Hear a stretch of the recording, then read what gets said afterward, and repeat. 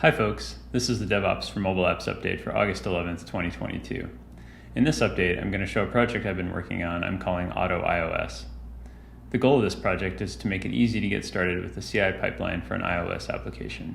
The way it works is by first setting a few CI variables for the project, like the app identifier, team ID, project name, and so on. Once these variables are set, the next step is to update some files in the project, specifically the GitLab CI YAML file, fast file, and the RubyGem file.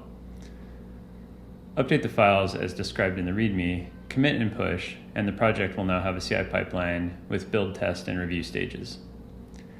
As you can see in this project, with minimal configuration, I have a CI pipeline with build and test stages, as well as a review app using the Appetize integration.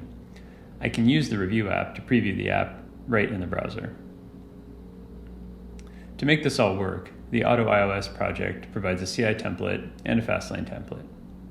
It also establishes a few conventions to remove some complexity in the process.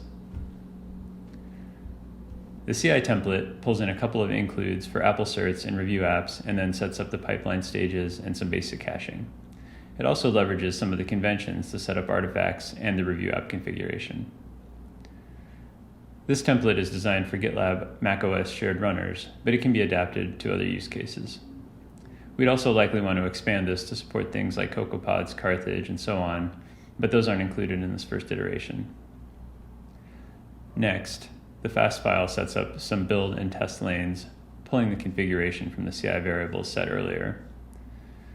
This approach defaults to using project-level secure files as the storage backend for code signing with Fastlane Match. This is so that everything to build an app can be contained in a single project. And lastly, in the README, there is a section that explains how to set up the configuration to test these build steps locally. This is also helpful if you need to run Fastlane Match locally to import existing certificates into a project. I'll link to another video that shows how this works. That's it for today. If you tried this out, would love to get any feedback or suggestions you have. Feel free to add a comment to the issue linked in the video description below.